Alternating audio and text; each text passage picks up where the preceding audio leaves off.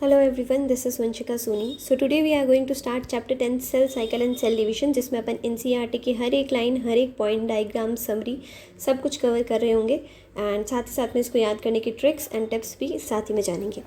Start करते हैं। Are you aware that all organism even the largest start their life from a single cell? क्या आप जानते हैं जितने भी ऑर्गेनिजम्स हैं, मतलब भलाई वो कोई भी हो, ह्यूमन बीइंग हो, एनिमल हो, सभी सबसे बड़ा वो भी अपनी लाइफ किससे स्टार्ट करता है? एक अकेले सेल से स्टार्ट करता है। ऐसा कोई नहीं होता जो 10 एक सेल से स्टार्ट करा, अकेले सेल से ही सब लोग अपनी लाइफ क्या करते हैं, स्टार्ट करते हैं।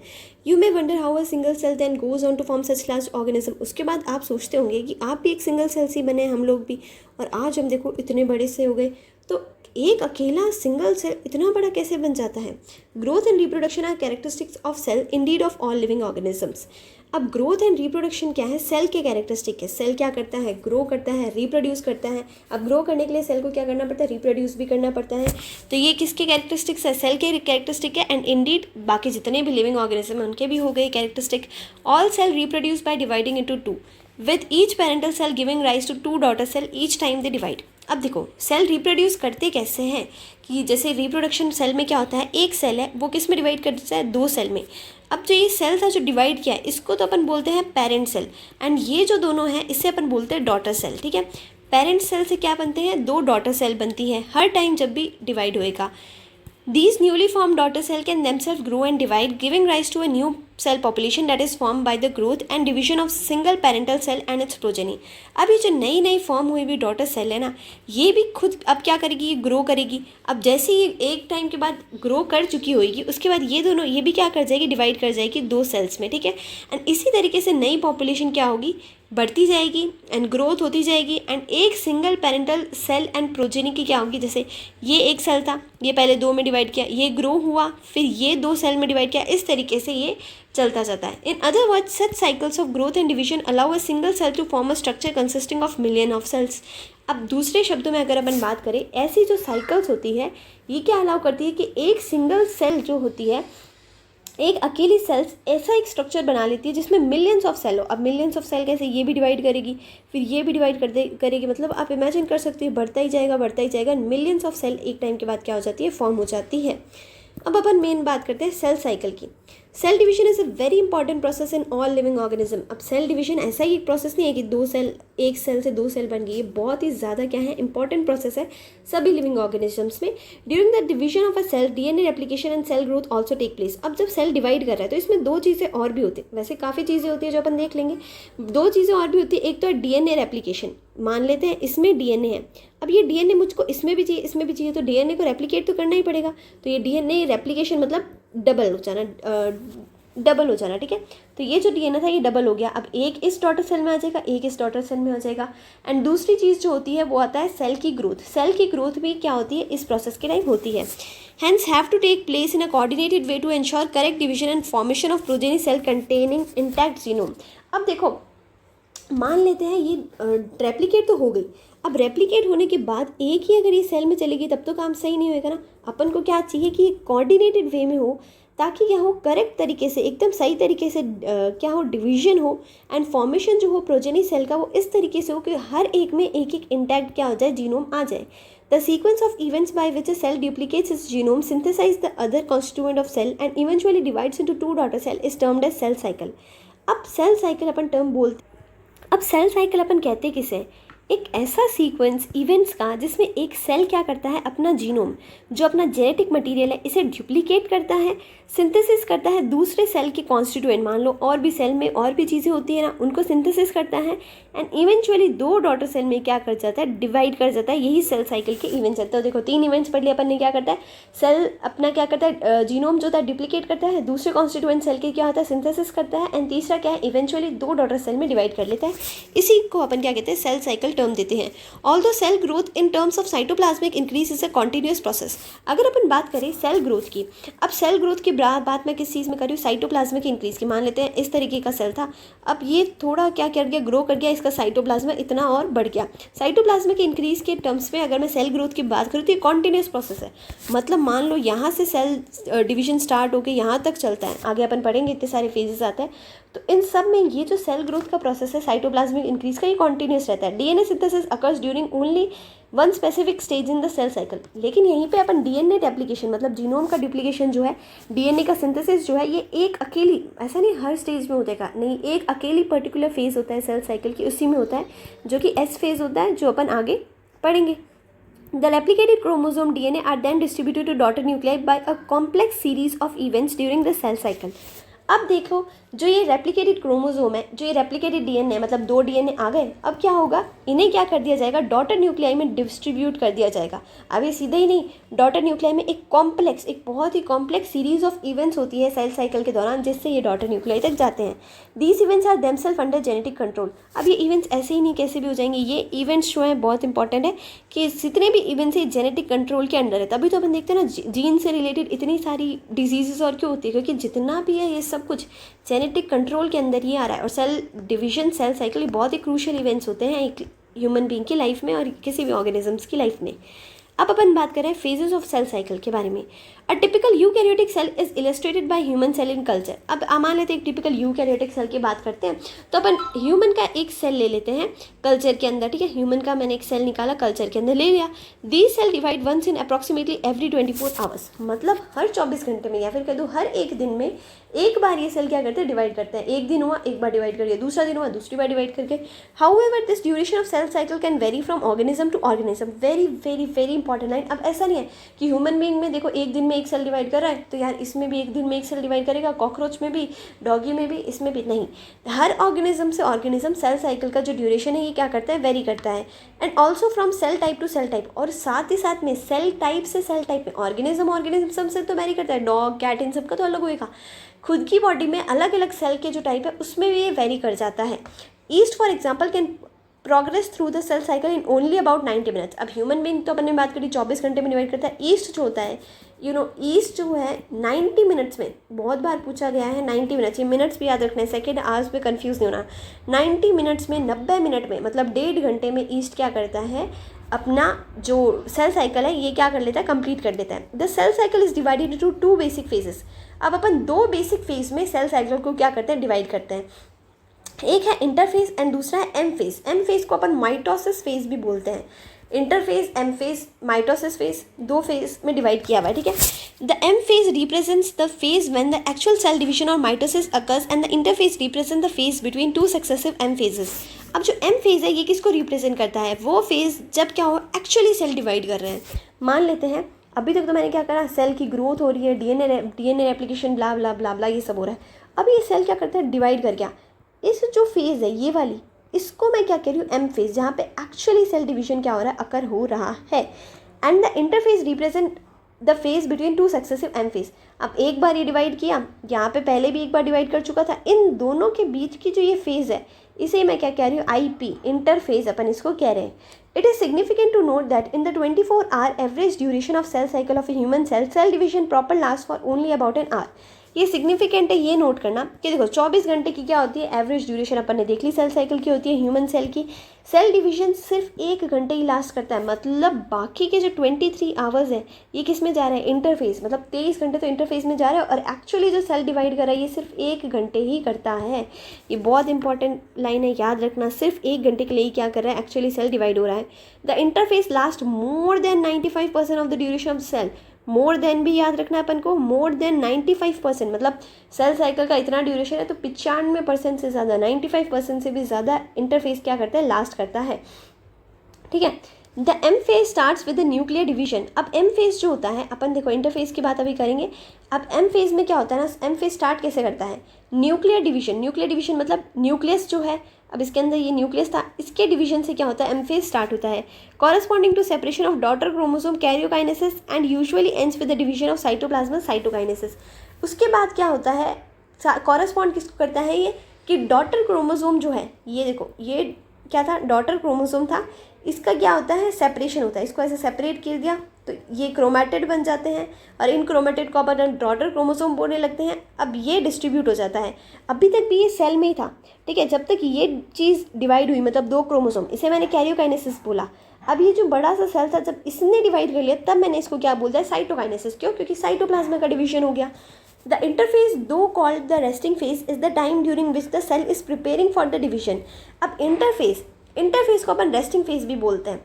अब हालांकि बोलते तो इसको रेस्टिंग फेज है, अपन याद रखना कि इसको रेस्टिंग फेज बोलते हैं इंटरफेस को, ठीक है। यही वो टाइम है जिस वक्त क्या होता है, सेल प्रिपेयर कर रहा होता है डिवीजन के लिए, कि सेल कहता है नहीं अब मुझको डिवीजन के लिए प्रिपेयर हो रहा हूँ, डिवाइड कर नहीं रहा, तैयार हो रहा हूँ, by undergoing both cell growth and DNA replication in a orderly manner, very important, ठीक है। अब ये किस में जाता है, सेल ग्रो भी करता है इस टाइम पे, और क्या करता है, डीएनए जो होता है रेप्लिकेट भी करता है एक ऑर्डरली मैनर। तो इसके बाद क्या लिखा हुआ है, the interface is divided into 3 further phases. अब इंटरफेस जिसको अपन रेस्टिंग फेज भी बोल रहे हैं, आगे ये 3 फेजेस में डिवाइडेड रहता है, जिसमें सबसे पहला आता है G1 फेज, उसके बाद आता है S फेज, फिर आता है G2 फेज, ठीक है। अब G1 फेज को अपन क्या कहते हैं, गैप 1, S फेज को कहते हैं सिंथेसिस, G2 फेज को कहते हैं गैप 2, ठीक है। तो गैप 1 आया, उसके बाद सिंथेसिस फेज आया, उसके बाद क्या आ गया, गैप 2। ये 3 फेजेस से मिलके क्या बना है, अपना इंटरफेस बना है। G1 phase correspond to the interval between mitosis and initiation of DNA replication. अब अगर अपन G1 फेज की बात करें तो ये इंटरफेस की क्या है, स्टार्टिंग है। तो इंटरफेस से पहले अपन क्या कहते हैं, इंटरफेस क्या होता है, 2 सक्सेसिव एम फेज के बीच का ही तो टाइम होता है। तो इससे पहले क्या आया होगा, एक एम फेज, इसके बाद क्या है, एस फेज। तो इसका मतलब क्या हुआ, G1 फेज इंटरवल है किस किस के बीच में, माइटोसिस जिसको अपन एम फेज कहते हैं, and initiation of DNA replication, मतलब एस फेज में डीएनए रेप्लिकेशन होता है, तो इसके इनिशिएशन से पहले का ये क्या है, फेज है। During G1 phase the cell is metabolically active and continuously grows but does not replicate its DNA. अब G1 फेज के दौरान क्या होता है, सेल जो होता है मेटाबॉलिकली क्या होता है, एक्टिव होता है, मतलब सेल तो अपना मेटाबॉलिकली एक्टिव है, इसके अंदर एक्टिविटी चलती जा रही है एंड कंटिन्यूसली ग्रो करे जा रहा है। मतलब सेल पहले ऐसा था, फिर इतना ग्रो करता है, फिर इतना ग्रो करता है, मतलब ग्रो तो करे जा रहा है, लेकिन अपना जो डीएनए है, डीएनए के कंटेंट ये डुप्लीकेट नहीं करता है। डीएनए अगर एक है तो अभी भी एक ही है, ठीक है। एस और synthesis phase marks the period during which DNA synthesis और रेप्लिकेशन टेक्स प्लेस। अभी देखो G1 फेज हो गया, अब आता है एस फेज। एस फेज के दौरान क्या होता है, डीएनए रेप्लिकेशन होता है। मान लेते हैं अब अपन इसको कहाँ लेके जाते हैं, एस फेज में एंटर कराते हैं। यहाँ पे मैं बना देती हूँ। अब एस फेज में जैसे ही एंटर करेगा ये क्या हो जाएगा, डबल। एस फेज में एंटर करने से ये डबल हो जाता है डीएनए, इसको डीएनए सिंथेसिस या फिर डीएनए रेप्लिकेशन कुछ भी अपन कह सकते हैं। During this time the amount of DNA पर सेल डबल्स। इस टाइम पे क्या होता है, डीएनए का अमाउंट पर सेल में क्या हो जाता है, डबल। मान लेते हैं अभी डीएनए का अमाउंट कुछ x था, तो अब ये क्या हो जाएगा, 2x हो जाएगा। तो डीएनए का अमाउंट हर सेल में डबल हो जाएगा। अभी मान लेते हैं 2x था, तो फिर ये क्या हो जाएगा, 4x हो जाएगा। If the initial amount of DNA is denoted as 2c then it increases to 4c। अगर मान लेते हैं मैं इनिशियल अमाउंट ऑफ डीएनए, इस अमाउंट ऑफ डीएनए को अपन ने रिप्रेजेंट किया 2c से, तो अब जो अमाउंट ऑफ डीएनए जो ये डुप्लीकेट हो गया है, इसको मैं रिप्रेजेंट करूँगी 4c से, क्योंकि ये डबल हो गया। तो 2 × 2 कर दिया। अगर ये 4 होता तो 4c × 2 करके 8 हो जाता। तो ये डबल हो रहा है, इसलिए अपन इस तरीके से रिप्रेजेंट कर रहे हैं। However there is no increase in the chromosome number. अब यहाँ पे ही बहुत इंपॉर्टेंट लाइन आती है कि क्रोमोसोम के नंबर में कोई इंक्रीज़ नहीं है, लेकिन डीएनए के नंबर में इंक्रीज़ है। अब मान लेते कैसे, इसको एक थोड़ा कंडेंस फॉर्म में देख लेते हैं, ठीक है। मान लेते हैं ये एक क्रोमोसोम था, अभी एस फेज में जाके ये डबल हो गया। तो ये डबल इस तरीके से नहीं होता है, ठीक है। ये डबल किस तरीके से होता है, एक ही में डबल हो जाता है, यहाँ पे यहाँ पे। तो अब इसको भी मैं एक क्रोमोसोम कह रही थी और इसको भी अपन क्या कहेंगे, एक क्रोमोसोम ही कहेंगे। तो क्रोमोसोम के नंबर तो सेम है एस फेज में, लेकिन डीएनए का नंबर, डीएनए यहाँ पे 2c था, अब यहाँ पे डीएनए क्या हो गया, 4c हो गया। डीएनए का जो कंटेंट है ये डबल हो जाता है, ठीक है। If the cell had diploid or 2n number of chromosome at G1, even after S phase, the number of chromosomes remains the same, that is 2n. मान लेते हैं कि क्या कहते हैं, सेल डिप्लॉयड है, ठीक है। अगर डिप्लॉयड सेल को क्या कहते हैं अपन, इस तरीके का 2n, ये होता है डिप्लॉयड सेल अपन, जिसके पास 2 क्रोमोसोम एक ही ये क्या हो, सेंट्रोमियर से अटैच हो। वो अगर G1 पे ये डिप्लॉयड है, तो S फेज के बाद भी क्रोमोसोम तो 2n ही रहेगा। डीएनए का अमाउंट भला ही बढ़ेगा, लेकिन क्रोमोसोम जितना है उतना ही रहेगा, ठीक है। In animal cells during the S phase DNA replication begins in the nucleus. अब अपन एनिमल सेल की बातें कर रहे हैं, तो एनिमल सेल में क्या होता है, एस फेज के दौरान मान लेते हैं एनिमल सेल में एस फेज चल रहे हैं, तो जो डीएनए रेप्लिकेशन है ये न्यूक्लियस के अंदर, ये सेल प्लाज्मा मेम्ब्रेन ये न्यूक्लियस है, इसके अंदर क्या होता है, डीएनए का डुप्लीकेशन होता है। अब ये तो ठीक है, ये तो भैया और सेल में भी हो जाएगा, और भी यूकैरियोटिक सेल में न्यूक्लियस है उसमें हो जाएगा, लेकिन एनिमल सेल में एक और चीज़ क्या होती है, and the centriole duplicates in the cytoplasm, centriole भी डुप्लीकेट करता है, और सेंट्रियोल डुप्लीकेट करता कहाँ है, साइटोप्लाज्म में। सेंट्रियोल न्यूक्लियस में नहीं होता, साइटोप्लाज्म में जो होता है सेंट्रियोल क्या होता है, प्रेजेंट होता है। ये भी यहाँ पे क्या कर जाता है, डुप्लीकेट कर जाता है। अब सेंट्रियोल एक ऐसी चीज़ है जो सेल चैप्टर में अपन पढ़ेंगे, सिर्फ एनिमल सेल में, प्लांट सेल में पाई नहीं जाती है, ठीक है। During the G2 phase, proteins are synthesized in the preparation for mitosis while cell growth continues। अब G2 phase के दौरान क्या होता है, अभी अपन ने G1 पढ़ लिया, S फेज पढ़ लिया, अब G2 फेज पे आ रहा है। G2 फेज पे क्या होता है, प्रोटीन्स जो होते हैं वो सिंथेसिस होते हैं इन प्रिपरेशन फॉर माइटोसिस। अब प्रोटीन्स को मैं क्यों सिंथेसिस कर रही हूँ, ताकि अपन माइटोसिस फेज के लिए उसको क्या करें, सेल को मैं प्रिपेयर कर दूँ while the cell growth continues. अब इन सब के दौरान एक बहुत इंपॉर्टेंट लाइन जो बहुत बार एग्जाम में पूछ ली जाती है, क्या इसमें सेल ग्रोथ चलती जा रही है, सेल तो ग्रो करता जा रहा है, G1 में भी ग्रो कर रहा था, G2 में भी ग्रो कर रहा है, S में भी ग्रो कर रहा है, सेल ग्रोथ तो कंटिन्यू है। साथ ही साथ में इसका एक और है कि प्रोटीन भी सिंथेसिस हो जाता है। अब यहाँ पे अपन ये डायग्राम देख लेते हैं, क्या दिखा हुआ है, diagrammatic view of cell cycle indicating formation of 2 cells from 1 cell. एक डायग्रामेटिक व्यू है सेल साइकिल का, जिसमें क्या इंडिकेट कर रहे हैं, 2 सेल्स का फॉर्मेशन, एक सेल से क्या हो रहा है, 2 सेल का फॉर्मेशन हो रहा है। अभी ये एक सेल थी, ठीक है। सबसे पहले यहाँ पे आता है अपन का G1 फेज, इसके बाद क्या आता है S फेज। अब G1 फेज में क्या होता है, सेल ग्रोथ और कर रहा था, S फेज में डुप्लीकेशन हो रहा था, अगर किसका, DNA का, अगर एनिमल सेल है तो सेंट्रियोल का भी डुप्लीकेशन हो जाएगा। G2 फेज में भी सेल ग्रो कर रहा था, लेकिन यहाँ पे प्रोटीन्स भी सिंथेसिस हो रहे थे माइटोसिस से पहले। अब ये जो पार्ट है ये अपन का क्या है, कैरियोकाइनेसिस। कैरियोकाइनेसिस क्या था, न्यूक्लियस का डिवीजन, ठीक है। तो कैरियोकाइनेसिस में भी सबसे पहले आता है प्रोफेज, फिर आता है मेटाफेज, फिर आता है एनाफेज, फिर आता है टीलोफेज। ये अपन डिटेल में पढ़ेंगे तो अपन को याद हो जाएगा, पीमैट। इसको अपन ऐसे भी याद कर सकते हैं, पीमैट। कैसे, पीमैट, प्रोफेज, मेटाफेज, एनाफेज, टीलोफेज, बार बार पढ़ते हो तो ऐसे याद हो ही जाता है। इसके बाद लास्ट में आता है साइटोकाइनेसिस। साइटोकाइनेसिस क्या है, साइटोप्लाज्म का डिवीजन। एक पेरेंट सेल से 2 पेरेंट सेल बन गई, तो अपन चले थे एक सेल लेके और बन कितनी गई, 2 सेल। अब यहाँ पे आता है एक G0 के बारे में भी अपन पढ़ेंगे, जो कभी भी, ये देखो डायग्राम्स भी पूछ लेंगे नीट वाले। तो यहाँ पे क्या लिखा हुआ है, G0 फेज की बाहर भी जा सकती है, वापस किसी भी टाइम पे सेल के अंदर क्या कर सकती है, सेल साइकिल में एंटर भी कर सकती है। आगे डिटेल में इसके बारे में पढ़ते हैं। अब क्या लिखा हुआ है, some cells in the adult animal do not appear to exhibit division, example heart cell, and many other cells divide only occasionally as needed to replace cells that have been lost because of injury or cell death। अब क्या लिखा, कुछ sales जो होती है किसमें, adult animals में, जो एनिमल्स अब एडल्ट हो चुके हैं उसमें अब क्या होता है, कुछ सेल्स जो होती है डिवीजन एग्जिबिट नहीं करती। जैसे कि हमारी हार्ट सेल, अब हार्ट एक बार ऐसे ही बना रहे हैं, वो एकदम साइंस स्टूडेंट्स वाला नहीं, तो जो हमारी हार्ट सेल है वो क्या करती है, डिवीजन एग्जिबिट नहीं करती है। और बहुत सारी दूसरी सेल्स भी है जो सिर्फ ओकेजनली डिवाइड करती है, मतलब कुछ टाइम पे कि हाँ इस ये पीरियड आ गया तो अब इसको ये सेल क्या कर जाएगी, ये सेल डिवाइड कर जाएगी। अच्छा ये ओकेजनली ये पीरियड आ गया तो डिवाइड कर जाएगी, as needed to replace the that have been lost because of injury और सेल दैट। अब ये ओकेजनली अपन को कैसे पता चलेगा, इनके यहाँ पे दिवाली होली वाले फंक्शन थोड़ी है। मतलब मान लेते हैं कि सेल में कोई इंजरी होगी या फिर सेल डेथ हो गई, उस वक्त ही क्या होता है, या फिर जो सेल को अपन को रिप्लेस करना है, तब अपन सेल को रिप्लेस करना है जो सेल लॉस्ट हो चुकी है, मतलब जो सेल ख़त्म हो चुकी है, किस वजह से, या फिर इंजरी की वजह से या फिर सेल डेथ की वजह से वो सेल ख़त्म हो चुकी है, तब ये वाली सेल्स क्या करती है, डिवाइड करती है। These cells that do not divide further exit G1 phase to enter an inactive stage called quotient stage G0 of the cell cycle।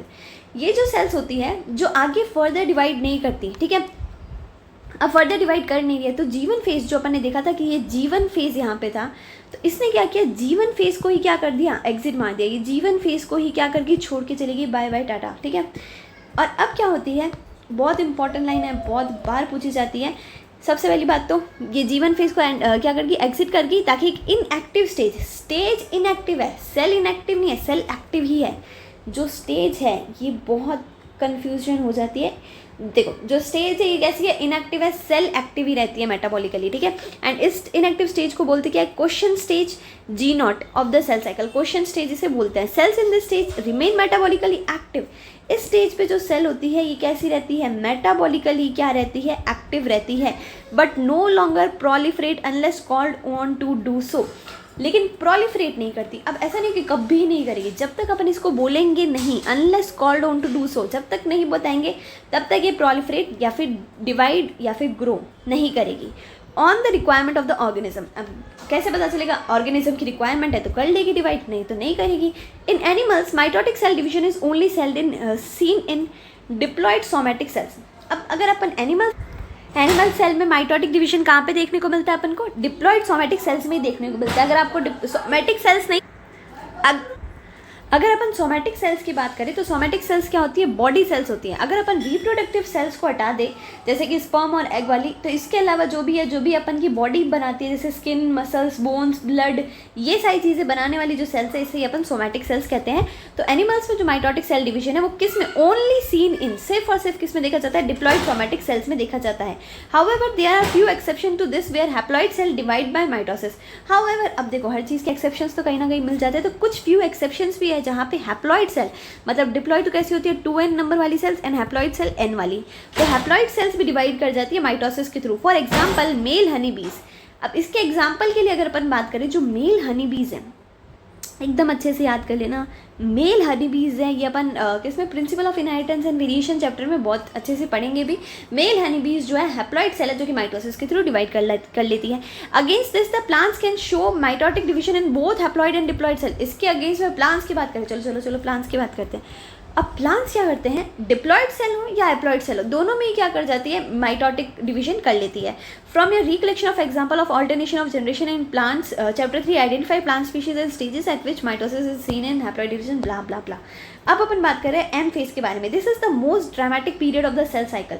M phase को ड्रामेटिक कहा जा रहा है, किसको, देखो एम नाम वाले लोग ड्रामेटिक होते ही हैं वैसे भी, बट यहाँ पे एम फेज को क्या कहा जा रहा है, ड्रामेटिक फेज कहा जा रहा है। अब अपन ड्रामेटिक फेज क्यों कह रहे हैं, ये अपन को लास्ट में समझ आएगा जब अपन पूरा पढ़ेंगे इसको, बट अभी तक ये क्या है, एम फेज को ड्रामेटिक फेज कह रहे हैं सेल साइकिल का, involving a major reorganization of virtually all components of the cell, जिसमें एक मेजर रीऑर्गेनाइजेशन होता है वर्चुअली, मतलब ऐसे रियलिटी में नहीं, वर्चुअली अपन देख रहे हैं सभी कंपोनेंट्स का वापस रीऑर्गेनाइजेशन होता है। Since the number of chromosome in the parent and progeny cell is the same. अब माइटोटिक डिवीजन हो रहा है, तो ये बहुत इंपॉर्टेंट लाइन है। माइटोटिक डिवीजन में नंबर ऑफ क्रोमोसोम जो होता है पेरेंट सेल में और प्रोजेनी सेल में सेम ही रहेगा। मान लेते हैं ये डिप्लॉइड था और ये क्या कर गया, डिवाइड कर गया, तो डिवाइड करके भी ये क्या बनेगा, डॉटर सेल में और पेरेंट सेल में नंबर ऑफ क्रोमोसोम्स चेंज नहीं होंगे, नंबर ऑफ क्रोमोसोम सेम ही रहेंगे। अभी सेम कैसे रह रहे थे, क्योंकि एस फेज आया था, उसमें डुप्लीकेशन हुआ था, फिर सेल डिवीजन हुआ था अच्छे से, ठीक है ना, इस वजह से ये क्या हुआ, इक्वल नंबर में रहता है। इसीलिए इसको अपन क्या कहते हैं, इक्वेशनल डिवीजन भी कहते हैं। इक्वेशनल डिवीजन माइटोटिक को ही कह रहे हैं, आगे अपन मियोसिस पढ़ेंगे उसको नहीं, ठीक है। दो for convenience mitosis has been divided into 4 stages of nuclear division, karyokinesis, it is very essential to understand that cell division is a progressive process and very clear cut lines cannot be drawn between various stages। अब देखो convenience के लिए तो मैंने क्या कर लिया, अपन ने क्या कर लिया, माइटोसिस को 4 फेजेस में डिवाइड कर लिया, लेकिन ये बात जानना बहुत ज़रूरी है। अब 4 स्टेजेस भी किसकी, अपन ने न्यूक्लियर डिवीजन, मतलब जहाँ पे कैरियोकाइनेसिस हो रहा है, न्यूक्लियस का डिवीजन हो रहा है, उसमें अपन ने क्या कर लिया, माइटोसिस को 4 फेजेस में डिवाइड कर लिया। लेकिन ये बहुत ज़रूरी है जानना कि सेल डिवीजन एक प्रोग्रेसिव प्रोसेस है। क्लियर कट लाइन अपन ड्रॉ नहीं कर सकते कि यार अभी प्रोफेज चल रहा था, अच्छा अब मेटाफेज चलने लग गया, अब एनाफेज चलने लग गया, अब टीलोफेज, ये अपन नहीं बता सकते क्योंकि प्रोग्रेसिव प्रोसेस है। लेकिन हाँ एक लगभग सा आइडिया ले सकते हैं, उसके हिसाब से अपने 4 स्टेजेस में क्या कर दिया, डिवाइड कर दिया है। कैरियोकाइनेसिस इंक्लूड फॉलोइंग 4 स्टेजेस, जो अपन पहले भी देख चुके थे, P MAT, prophase, metaphase, anaphase, telophase, इस तरीके से, ठीक है। अब इसमें सबसे पहले अपन किसकी बात करें, प्रोफेज की बात करें। Prophase which is the first stage of karyokinesis of mitosis follows S and G2 phases of interphase. अब प्रोफेज क्या है, सबसे पहली स्टेज है किसकी, कैरियोकाइनेसिस। कभी कभी ये साइटोकाइनेसिस देके भी कंफ्यूज कर सकता है, ठीक है, तो याद रखना कैरियोकाइनेसिस की क्या है, पहली स्टेज है, न्यूक्लियर डिवीजन की पहली स्टेज है माइटोसिस की। अब जो किसको फॉलो करती है, सबसे पहले एस फेज आया था, फिर G2 आया था इंटरफेज का, उसके बाद प्रोफेज आया। In the S and G2 phases the new DNA molecules formed are not distinct but intertwine. अब S and G2 फेजेस जो थे, नए DNA मॉलिक्यूल कब बने, एस फेज में ही बना था, तो मान लेते हैं इस तरीके से बन गया। तो अब ये डिस्टिंक्ट नहीं होता, इंटरवाइंड होता है। इंटरवाइंड मतलब उलझा हुआ है, डिस्टिंक्ट नहीं है, मतलब इस तरीके से क्रोमोसोम अभी तक नहीं बना, इस तरीके से इंटरवाइंड ही है। Prophase is marked by the initiation of condensation of chromosomal material. अब प्रोफेज कैसे स्टार्ट होता है, इनिशिएशन होता है कंडेंसेशन ऑफ क्रोमोसोमल मटेरियल, मतलब ये जो क्रोमोसोमल मटेरियल था इसका कंडेंसेशन स्टार्ट होता है। कंडेंसेशन मतलब ये ऐसे उलझा हुआ था, अब इसको थोड़ा थोड़ा खोल रहे हैं एंड इसको इस फॉर्म में लाने की अपन क्या करें, कोशिश कर रहे हैं। The chromosomal material becomes untangle. सबसे पहले तो ये जो एकदम गूथा हुआ था, इंटरवाइंड था, इसको अपन ने क्या किया, सुलझाया, अनटेंगल किया। During the process of chromatin condensation, किस तरह, जब क्रोमैटिन, ये जो इसको अपन क्रोमैटिन भी कहते हैं, मतलब DNA जो है क्रोमैटिन अपन इसको, तो ये चीज़ अपन को समझ आ गई कि क्रोमोसोमल मटेरियल जो था वो अनटैंगल होता है किस प्रोसेस के दौरान, क्रोमैटिन कंडेंसेशन के प्रोसेस के दौरान। The centrosome which had undergone duplication during S phase of interphase now begins to move towards the opposite poles of the cell. अब जो ये सेंट्रोसोम था जिसकी अपन ने बात की थी कि ये क्या करा था, एस फेज के दौरान क्या किया था, एनिमल सेल में क्या हुआ था, डुप्लीकेट हुआ था। इस तो जो सेंट्रोसोम था जो एनिमल सेल में मिलता है, जो डुप्लीकेशन के अंदर गया था कब, एस फेज के दौरान इंटरफेस के, अब वो कहाँ चलने लगा है, जो सेल्स है इसके अपोजिट पोल्स में। अपोजिट पोल्स कहाँ है, यहाँ, ठीक है। अभी सेंट्रोसोम और सेंट्रियोल में अपन को कंफ्यूज नहीं होना है। एक सेंट्रोसोम क्या होता है, जो दो सेंट्रियोल, अब सेंट्रियोल कैसे होता है, सिलेंड्रिकल स्ट्रक्चर होता है, ठीक है। दो सेंट्रियोल से मिलकर एक सेंट्रोसोम बना होता है, जो कि क्या किससे सराउंडेड रहता है, प्रोटीन मटेरियल से सराउंडेड रहता है, पेरीसेंट्रियोलर मैट्रिक्स से, जो अपन सेल चैप्टर में अच्छे से पढ़ेंगे। The completion of prophase can thus be marked by the following characteristic event। अब प्रोफेज क्या होने लगी, कंप्लीट होने लगी। अब कंप्लीशन जो प्रोफेज का है, दो अपन इवेंट से क्या कर सकते हैं, समझ सकते हैं। Chromosomal material condenses to form compact mitotic chromosome. Chromosomal material क्या हो रहा है, कंडेंस हो रहा है ताकि कॉम्पैक्ट क्या बना सके, माइटोटिक क्रोमोसोम बना सके। ये क्रोमैटिन था, अब ये कंडेंस होकर क्या बना रहा है, क्रोमोसोम बना रहा है। Chromosome are seen to be composed of two chromatids attach together at centromere. अगर नॉर्मल अपन सेल में बात करें तो क्रोमोसोम जो होता है अपन को दो क्रोमेटिड का बना हुआ मिलता है, जो कि सेंट्रोमियर से अटैच रहता है। तो अब देखो ये जो है, ये पार्ट बीच वाला, ये है सेंट्रोमियर, ठीक है। और अपन क्रोमेटिड जिसकी बात करें, ये है क्रोमेटिड। और मान लेते हैं ये पूरा अपन का क्रोमोसोम है, डिप्लॉइड सेल है, तो ये पूरा अपन का क्रोमोसोम है, तो इसका जो ये एक पार्ट है ये क्या कहलाता है, क्रोमैटिड कहलाता है, ठीक है। Centrosome which had undergone duplication during interphase begins to move towards opposite poles of the cell.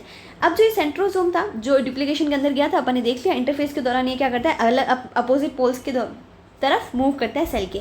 Each centrosome radiates out microtubules called aster. हर एक सेंट्रोसोम क्या करता है, अब मान लेते हैं ये सेंट्रोसोम है, ये एक सेंट्रोसोम है, अब ये क्या रेडिएट करेगा, ये रेडिएट करेगा, माइक्रोट्यूब्यूल्स रेडिएट करता है बाहर की तरफ। अब इन माइक्रोट्यूब्यूल्स को अपन क्या कहते हैं, एस्टर्स कहते हैं, ठीक है। ये सेंट्रोसोम का मेनली फंक्शन क्या होता है, जो स्पिंडल फाइबर होता है इसको ये अटैच करवाता है अपने से, ठीक है। तो ये चीज़ हो गई। The two asters together with spindle fibres form mitotic apparatus. अब ये जो दो एस्टर्स हैं किसके साथ मिलते हैं, टू एस्टर्स ये मिलते हैं स्पिंडल फाइबर्स के साथ। स्पिंडल फाइबर्स कहाँ निकलते हैं, ये मान लेते हैं अपना ये क्या है, क्रोमोसोम है, इससे स्पिंडल फाइबर्स बाहर निकलते हैं, इससे ये एस्टर से ये क्या होते हैं, अटैच होते हैं, और यहाँ पे क्या बन जाता है अपन का mitotic apparatus. What do we say to this, mitotic apparatus, ठीक है। अब आगे चलते हैं। Cells at the end of prophase when viewed under the microscope do not show Golgi complexes, endoplasmic reticulum, nucleolus and the cell nuclear envelope। अब क्या होता है, जैसे कि प्रोफेज एंड होगी तब मैंने इसको क्या देखा, मैंने सेल को देखा माइक्रोस्कोप के अंदर, मैंने देखा कि यार इसमें तो गोल्जी कॉम्प्लेक्स नहीं है, ओ माय गॉड, इसमें ना एंडोप्लाज्मिक रेटिकुलम है, न्यूक्लियस नहीं है, न्यूक्लियर एनवेलप नहीं है, मतलब सभी चीज़ें क्या कर गई, डिसअपियर कर गई। तो अपन देख सकते हैं ये है कुछ अर्ली प्रोफेज, यहाँ पे भी मुझे कुछ चीज़ें नहीं दिख रही, लेकिन यहाँ पे मेनली अर्ली प्रोफेज और लेट प्रोफेज में इन डायग्राम से क्या दिखाया हुआ है, ये देखो ये था क्रोमेटिन, अब ये कंडेंस होकर क्या बन गया, क्रोमोसोम में कन्वर्ट हो गया, ठीक है। अब अपन बात करते हैं metaphase. The complete disintegration of nuclear envelope marks the start of second phase of mitosis, hence the chromosome are spread through the cytoplasm of the cell।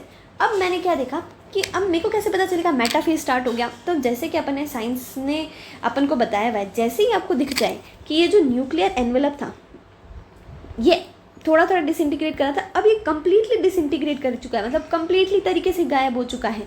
और जो अपन के जो ये क्रोमोसोम थे जो अभी तक इसके अंदर थे, अब वो साइटोप्लाज्म के अंदर आ चुके हैं, तब समझ जाओ कि ये क्या हो गया, मेटाफेज की स्टार्टिंग हो गई है। By this stage condensation of chromosome is completed. इस स्टेज से क्या हो जाता है, क्रोमोसोम का कंडेंसेशन कंप्लीट हो जाता है, मतलब इसके बाद ऐसा नहीं कि और ज़्यादा कंडेंस होगा, जितना कंडेंस हो गया उतना हो गया, ठीक है। And then they can be observed clearly under microscope. अब इसको अपन क्लियरली माइक्रोस्कोप के अंदर क्या कर सकते हैं, देख सकते हैं। अब पूछा जाएगा कि ऐसी कौन सी स्टेज है जिसमें आप क्रोमोसोम को माइक्रोस्कोप के अंदर क्लियरली देख सकते हो, तो वो कौन सी स्टेज है, मेटाफेज।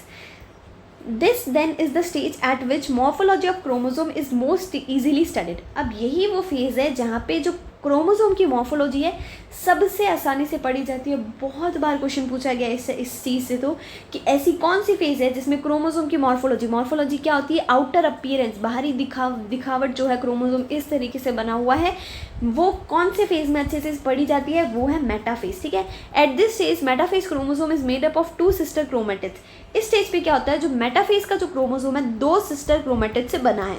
अब आगे ऐसा कुछ होएगा कि एक ही सिस्टर क्रोमेटिड होएगी, अपन आगे ही देखेंगे। Which are held together by the centromere, और ये जो बीच वाला है गोला, ये इसको अपन सेंट्रोमियर कह रहे हैं, इसके द्वारा ये हेल्ड हुआ है। ठीक है, small disc shape structure at the surface of centromeres are called kinetochore.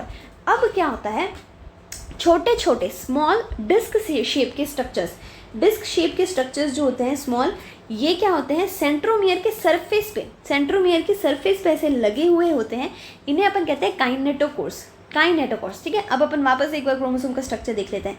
ये है सेंट्रोमियर, ये है क्रोमेटिड, इस पूरे को अपन ने क्रोमोसोम बोल दिया, एंड ये जो है ये क्या है, kinetochore. These structure serve as the site of attachment of spindle fibre. अब ये भी क्वेश्चन बहुत बार पूछा गया है कि स्पिंडल फाइबर का साइट ऑफ अटैचमेंट क्या है। चलो अपन को ये तो पता चल गया, यहाँ पे बीच में आके जुड़ते हैं, बट कभी कभी अब ऑप्शन में 2 चीज़ें भी दी होती है, सेंट्रोमियर अब और काइनेटोकोर। तो सेंट्रोमियर को टिक मत करना, काइनेटोकोर पे जाके ये जो स्पिंडल फाइबर होते हैं क्या होते हैं, अटैच होते हैं। तो ये जो स्ट्रक्चर होता है कैसे, किस तरीके की site of attachment of spindle fibre की तरह सर्व करता है to the chromosomes that are moved into position at the centre of the cell. अब ये बहुत इंपॉर्टेंट लाइन है, मेटाफेज में तो बहुत ही इंपॉर्टेंट लाइन है, और cell cycle and division chapter से इतने क्वेश्चन पूछे जाता है और बहुत ईजी चैप्टर है।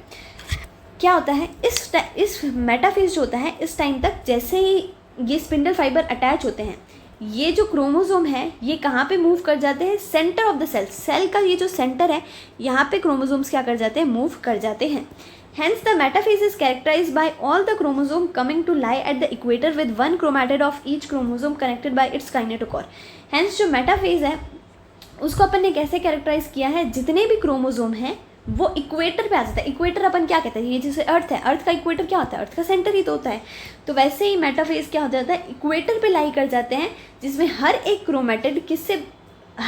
क्रोमेटिड जो है हर क्रोमोसोम का वो काइनेटोकोर से क्या रहता है, कनेक्टेड रहता है to spindle fibre from one pole and its sister chromatid connected by kinetochore of spindle fibre to opposite pole. अब होता क्या है, ये मान लेते हैं मेटाफेज है, अब इसमें क्या आ गया, सेंटर में ये क्रोमोसोम आ गया। ठीक है, अब यहाँ से ये इधर की जो स्पिंडल फाइबर है यहाँ से इस पोल वाले सेंट्रोसोम से अटैच है, और इस पोल वाले सेंट्रोसोम से ये वाला सिस्टर क्रोमेटिड अटैच है, ये वाला इससे अटैच है और ये वाला इससे अटैच है। ठीक है, बस यही लाइन ये समझाना चाह रही थी अपन को। The plane of alignment of the chromosome at metaphase is refer to as metaphase plate. अब जो प्लेन ऑफ अलाइनमेंट है, अब इतने सारे बहुत सारे क्रोमोसोम ये देखो यहाँ पे दिख रहे हैं ना, इसको अपन क्या कहते हैं, मेटाफेज प्लेट कहते हैं। इसको अपन क्या कहते हैं, मेटाफेज प्लेट इसे अपन कहते हैं। The key features of metaphase are spindle fibre attach to kinetochore of chromosome. अब की फीचर्स सबके आएंगे, इस मेटाफेज के अपन पढ़ लेते हैं। स्पिंडल फाइबर जो है काइनेटोकोर्स के, वो क्या हो जाते हैं, स्पिंडल फाइबर जो है अटैच कर जाते हैं किसको, काइनेटोकोर को अटैच कर जाता है क्रोमोसोम के। Chromosome are move to spindle equator and get aligned along metaphase plate through spindle fibre to both pole. अब क्रोमोसोम क्या होता है, स्पिंडल इक्वेटर मतलब ये बीच वाला जो है यहाँ पे मूव कर जाते हैं, एंड मेटाफेज प्लेट में क्या हो जाते हैं, अलाइंड हो जाते हैं। देखो एक जैसे हो गए, अलाइंड हो गए through spindle fibre to both pole, दोनों ही पोल में देखो यहाँ से स्पिंडल फाइबर इनको अटैच हुए, एंड दोनों ही पोल से ये सिस्टर क्रोमेटिड से यहाँ से अटैच है, एंड इस वाली सिस्टर क्रोमेटिड में यहाँ से अटैच है। ठीक है, तो ये अपन ने देख लिया। अब डायग्राम्स देख लेते हैं इसका। ट्रांजिशन टू जब मेटाफेज हो रहा था तब क्या हुआ था, तब अपन ने देखा ये देखो स्पिंडल फाइबर अटैच हो रहे हैं। ठीक है, अब स्पिंडल फाइबर अटैच होकर इसको क्या लेके आ जाते हैं, मेटाफेजिक प्लेट पे लेके आ जाते हैं। अब अपन पढ़ रहे हैं एनाफेज के बारे में। At the onset of anaphase each chromosome at the onset of anaphase, each chromosome arranged at the metaphase plate is split simultaneously, and the two daughter chromatids, now referred to as daughter chromosomes of the future daughter nuclei, begin their migration towards the two opposite poles. अब क्या हुआ, जैसे ही anaphase क्या होता है start होता है, हर एक क्रोमोसोम जो कि कहाँ पे अरेंज था, मेटाफेज प्लेट पे अरेंज था इस तरीके से, अब वो क्या हो जाता है, स्प्लिट हो जाता है। स्प्लिट होना मतलब डिवाइड हो गया, and the two daughter chromatids now refer to as daughter chromosome. अब ये देखो, अब ये स्प्लिट होके इस तरीके से कुछ दिखने लग गया। अब ये जो दो डॉटर क्रोमेटिड्स से, जिसे अपन यहाँ पे डॉटर क्रोमेटिड्स बोल रहे थे, अब इसे अपन क्या कहने लगे, डॉटर क्रोमोसोम्स कहने लग गए। डॉटर क्रोमोसोम्स कहने लग गए किसके लिए, फ्यूचर डॉटर न्यूक्लियाई के लिए कहने लगे begin their migration towards two opposite poles. अब ये दोनों क्या करती है, ये जो है ये इस तरफ भागती है, ये इस तरफ भागती है। क्यों? ताकि अपन जब अब साइटोप्लाज्म को डिवाइड करेंगे तो एक सेल में ये आ जाए और एक सेल में क्या आ जाए, ये आ जाए। As each chromosome moves away from the equatorial plate the centromere of each chromosome remains directed towards the pole. अब ये बहुत इंपॉर्टेंट लाइन है कि जैसे ही जो दोनों क्रोमोसोम होते हैं ये क्या जाते हैं, इक्वेटोरियल प्लेट, मतलब ये जो बीच वाली लाइन थी इससे दूर जाते हैं, तो ये जो सेंट्रोमियर था हर एक क्रोमोसोम का ये पोल की तरफ डायरेक्टेड रहता है। सेंट्रोमियर कहाँ पे डायरेक्टेड रहता है, पोल की तरफ। जैसे अपन देख भी सकते हैं, देखो ये सेंट्रोमियर जो है इनका ये रहा पोल, इसकी तरफ क्या है, डायरेक्टेड है, पोल की तरफ क्या है, डायरेक्टेड है।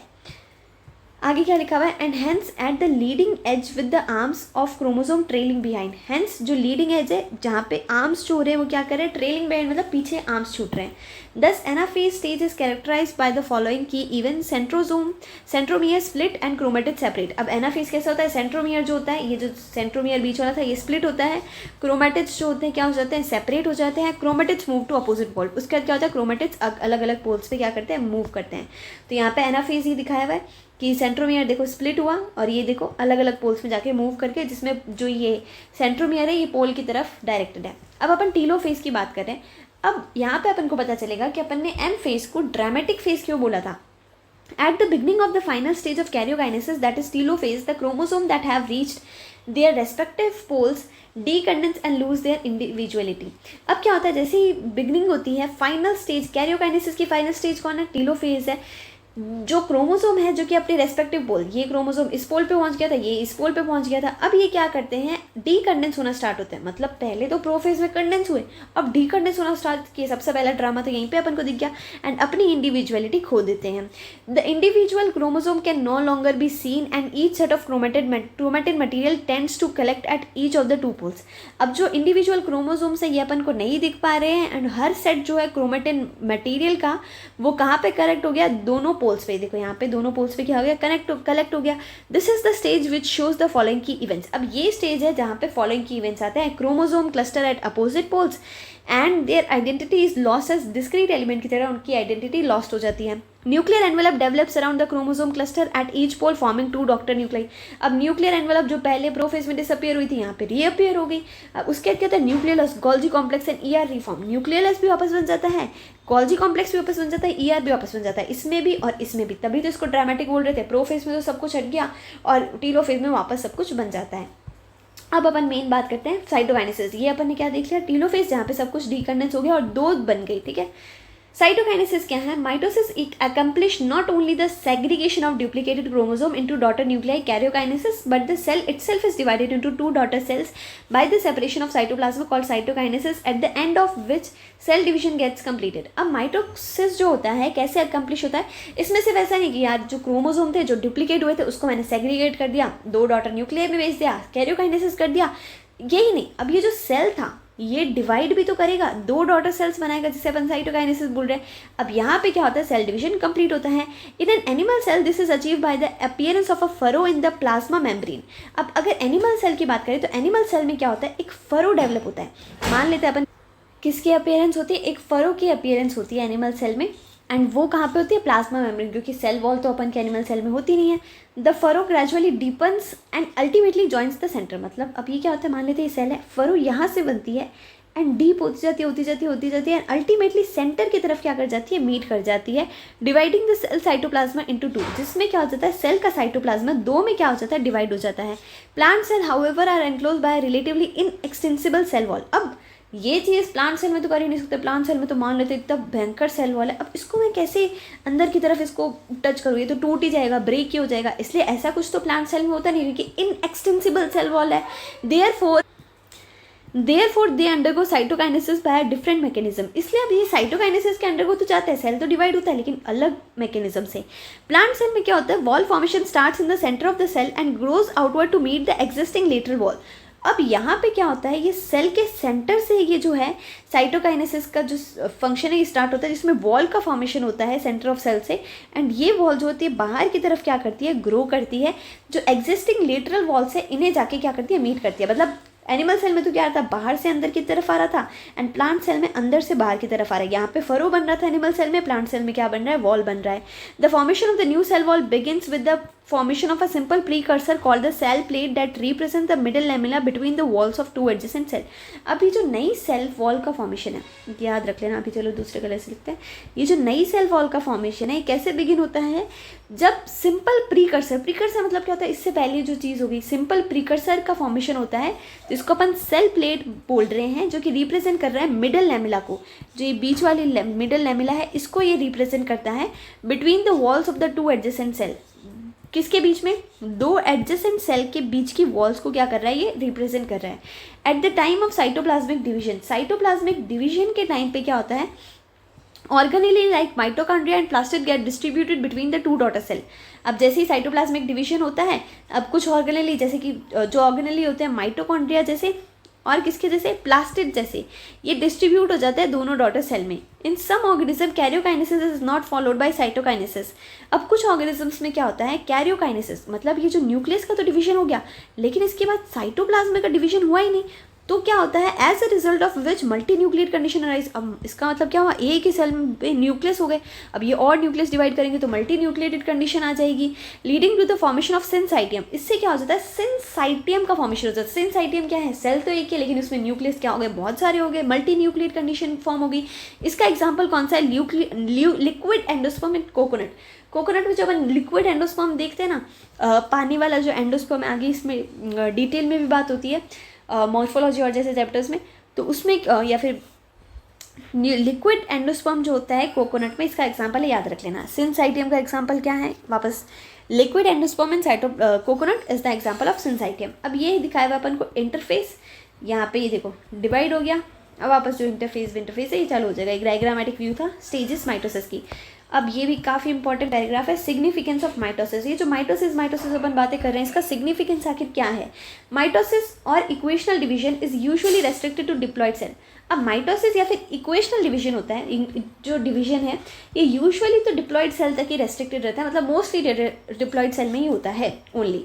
However in some lower plants, कुछ लोअर प्लांट्स, अब लोअर प्लांट्स मतलब जैसे अपन प्लांट्स में पढ़ते हैं ना, एल्गी, ब्रायोफाइट, ये जो लोअर प्लांट्स होते हैं, and in some social insects, और कुछ सोशल इंसेक्ट्स में haploid cell also divide by mitosis. मतलब कुछ लोअर प्लांट्स और कुछ सोशल इंसेक्ट्स जो होते हैं, इसमें क्या होता है, हैप्लॉइड सेल्स जो होते हैं ये भी क्या करते हैं, माइटोसिस से डिवाइड करते हैं। It is very essential to understand the significance of this division in the life of an organism. बहुत ज़्यादा ज़रूरी है कि इस डिवीजन की सिग्निफिकेंस अपन एक ऑर्गेनिज्म की लाइफ में जाने।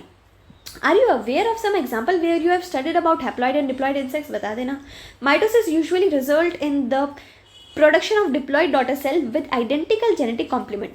अब माइटोसिस यूजुअली किस में रिजल्ट करता है, देखो प्रोडक्शन होता है डिप्लॉयड डॉटर सेल का। 2n वाली डॉटर सेल का क्या हो जाता है, मतलब यूजुअली तो ऐसा ही होता है कि 2n डॉटर सेल का क्या होएगा, प्रोडक्शन होएगा, जिसमें जो जेनेटिक कॉम्प्लीमेंट है ये ऐसा दिखता था तो अभी भी ये ऐसा ही दिखेगा। ऐसा नहीं है कि ये दिखता तो ऐसा था लेकिन डॉटर सेल में जाके ये कुछ ऐसा सा हो गया, नहीं, जैसा था वैसा ही अपन को डॉटर सेल में भी देखने को मिलेगा। The growth of multicellular organism is due to mitosis. अब एक ऑर्गेनिज्म को ग्रो होना है या नहीं, या फिर यूनिसेलुलर पे ही रहना है, ग्रो तो होना है। अब ये ग्रो जो ऑर्गेनिज्म होते हैं ये किसकी वजह से होते हैं, माइटोसिस की वजह से ऑर्गेनिज्म, मल्टीसेलुलर ऑर्गेनिज्म जो है ग्रो करता है। Cell growth result in disturbing the ratio between the nucleus and cytoplasm. अब क्या होता है, सेल ग्रोथ तो हो रही है, मान लेते हैं ये सेल मेम्ब्रेन है, ये न्यूक्लियस है, अब सेल ग्रोथ हुई, यहाँ तक बढ़ गया, लेकिन अब क्या हुआ, न्यूक्लियस और साइटोप्लाज्मा के रेशियो में क्या हो गया, डिफरेंस आ गया, डिस्टर्ब हो गया।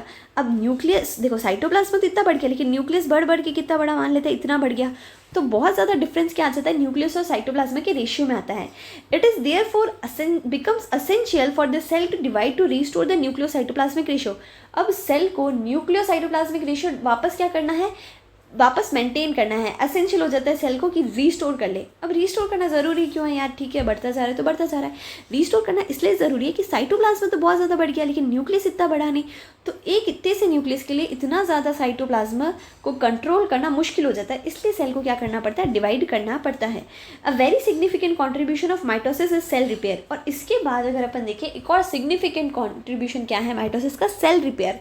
कोई भी सेल खराब हो गई, कुछ भी खराबी होती है सेल में, तो सेल रिपेयर का काम भी कौन करता है, माइटोसिस ही करता है। The cells of the upper layer of the epidermis, cells of the lining of the gut and blood cell are being constantly replaced. जो सेल्स हैं, ये देखो, मान लेते हैं ये स्किन है, मान लेते हैं इसकी जो ये एपिडर्मिस है, अपर लेयर ऑफ एपिडर्मिस, एपिडर्मिस की ऊपर लेयर, इसकी जो सेल्स है, जो गट, जो हमारी गट होती है, इसकी जो लाइनिंग है एंड ब्लड सेल, और हमारी जो ब्लड सेल है, मतलब जो ब्लड वाली जो सेल्स है, ये कॉन्स्टेंटली क्या होती है, रिप्लेस होती है माइटोसिस के through he. Mitotic division in the meristematic tissue, the apical and lateral cambium result in continuous growth of plant through their life. अब अपन ने एनाटॉमी वाले चैप्टर में पढ़ा ही होगा कभी ना कभी, कि नहीं पढ़ा तो आगे पढ़ेंगे, कि क्या होता है, मेरिस्टेमेटिक टिश्यू जो होते हैं एपिकल एंड लेटरल कैम्बियम में, उसके प्लांट की लाइफ में कॉन्टीन्यूस ग्रोथ के लिए यही क्या रहते हैं, रिस्पॉन्सिबल रहते हैं। तो ये मेरिस्टेमेटिक टिश्यू करते क्या है, मेरिस्टेमेटिक टिश्यू में क्या होता है, माइटोटिक डिवीजन होता है, इसी वजह से ये क्या करते हैं, कॉन्टीन्यूसली प्लांट की लाइफ में ग्रोथ करते रहते हैं। तो ये अपन ने पढ़ ली सिग्निफिकेंस ऑफ माइटोसिस भी। अब अपन स्टार्ट करेंगे मियोसिस, और मियोसिस में भी देखो दो पार्ट होते हैं, एक होता है मियोसिस 1 और एक होता है मियोसिस 2। और मियोसिस 2 की बात करें, इसमें अपन को ज़्यादा टाइम नहीं लगेगा क्योंकि ये माइटोसिस जैसा ही होता है। और मियोसिस 1 की बात करें तो इसमें सबसे लॉन्गेस्ट जो होता है अपन देखेंगे प्रोफेज होता है, जिसमें थोड़ा सा डिटेल में पूछेंगे जाएंगे। एंड प्रोफेज से ही सबसे ज़्यादा क्वेश्चन अगर इसको चैप्टर में पूछे जाते हैं तो वो प्रोफेज ही है, या फिर माइटोसिस का मेटाफेज, एनाफेज। करें मियोसिस के बारे में, ठीक है। तो क्या लिखा हुआ है, the production of offspring by sexual reproduction includes the fusion of 2 gametes each with a complete haploid set of chromosome. अब देखो क्या होता है, एक ऑफस्प्रिंग का प्रोडक्शन मतलब 2 पेरेंट्स से एक प्रोजेनी का प्रोडक्शन, ठीक है। इसमें क्या रिक्वायर्ड होता है, अब ये कैसे होगा, सेक्सुअल रिप्रोडक्शन के थ्रू ये होता है। इसमें क्या होता है, 2 गैमेट्स का फ्यूजन होता है, और वो दोनों ही गैमेट्स क्या होंगे, हैप्लॉइड होंगे। मान लेते हैं ये डिप्लॉइड ऑर्गेनिज्म है, ये डिप्लॉइड ऑर्गेनिज्म है, और जो बनेगा ना वो भी डिप्लॉइड ही बनेगा, ठीक है, क्योंकि सेम क्या है, ऑर्गेनिज्म। तो अब ये होता है हैप्लॉइड में कन्वर्ट, ये भी होता है हैप्लॉइड में कन्वर्ट, फिर इसका और इसका क्या हो जाता है, फ्यूजन होके एक डिप्लॉइड ऑर्गेनिज्म बनता है। अब ये हैप्लॉइड में कन्वर्ट कैसे हुआ, यही जो प्रोसेस है डिप्लॉइड से हैप्लॉइड जाने का, यही कहलाता है मियोसिस। इसको रिडक्शनल डिवीजन भी बोलते हैं, ठीक है। Gametes are formed from specialised diploid cell. अब ये जो गैमीट्स हैं, इन्हें अपन गैमीट्स कह रहे हैं, ये किससे फॉर्म होता है, स्पेशलाइज्ड हुए हुए डिप्लॉइड सेल से। The specialised kind of cell division that reduces the chromosome number by half results in the production of haploid daughter cell. अब ये जो स्पेशलाइज टाइप का सेल डिवीजन है, अब क्रोमोसोम के नंबर तो इसमें क्या हो जाएंगे, हाफ हो जाएंगे। मान लेते 10 क्रोमोसोम थे, तो इस वाले डिवीजन के बाद मियोसिस के बाद नंबर ऑफ क्रोमोसोम 5 ही रह जाएंगे। तो ऐसे को क्या कहते, इसी वजह से क्या होता है, हैप्लॉइड डॉटर सेल का प्रोडक्शन होता है। This kind of division is called meiosis. ऐसे डिवीजन को अपन मियोसिस कहते हैं। Meiosis ensures the production of haploid phases in the life cycle of sexually reproducing organism. अब मियोसिस क्या इंश्योर करता है, अगर मान लो मियोसिस नहीं होता बाई चांस, तो ये 2n फ्यूज़ करते और 4n बन जाता। अब इस तरीके से तो ऑफकोर्स जनरेशन से जनरेशन नहीं चल सकते, अपन को तो एक सिमिलैरिटी चाहिए जनरेशन्स में इन चीज़ों में। तब इसीलिए मियोसिस क्या इंश्योर करता है, हैप्लॉइड फेज का प्रोडक्शन इंश्योर करता है सेक्सुअली रिप्रोड्यूसिंग ऑर्गेनिजम्स की लाइफ में, whereas fertilisation restores the diploid phase. अब ऐसा नहीं है कि हैप्लॉइड ही सीधे ही ऑफस्प्रिंग में चला जाएगा एंड वो ऑफस्प्रिंग में हैप्लॉइड बन जाएगा, ऐसा तो नहीं है। अब अपन को रीस्टोर करना है ये डिप्लॉइड फेज, तो ये वाला गैमीट और ये जो गैमीट है दोनों पेरेंट्स के, ये फ्यूज़ करेंगे और वापस डिप्लॉइड ऑर्गेनिज्म बना देंगे। We come across meiosis during gametogenesis in plants and animals. हम मियोसिस के दौरान कब आते हैं कि मियोसिस कब होता है, जब गैमेटोजेनेसिस हो रहा हो प्लांट्स एंड एनिमल्स में। गैमेटोजेनेसिस क्या होता है, गैमेट्स का फॉर्मेशन। तो गैमेटोजेनेसिस जब हो रहा हो प्लांट्स एंड एनिमल्स में, तभी अपन मियोसिस के अक्रॉस आते हैं। This leads to the formation of haploid gametes. अब इससे क्या होता है, हैप्लॉइड गैमीट्स, n नंबर वाले हैप्लॉइड गैमीट्स का क्या होता है, फॉर्मेशन होता है। The key features of meiosis are as follows. अब कुछ की फीचर्स है मियोसिस के, जिसमें सबसे पहला है Meiosis involves 2 sequential cycle of nuclear and cell division called meiosis 1 and meiosis 2, but only a single cycle of DNA replication. अब meiosis में क्या होता है, 2 तरीके के sequential, ठीक है ना, 2 बार sequential तरीके से न्यूक्लियर डिवीजन भी होता है और सेल डिवीजन भी होता है। मतलब न्यूक्लियस का डिवीजन एंड सेल का डिवीजन सिर्फ एक बार नहीं 2 बार होएगा, ठीक है। और इसमें क्या होता है, 2 फेजेस में अपन डिवाइड कर देते हैं, meiosis 1 and meiosis 2।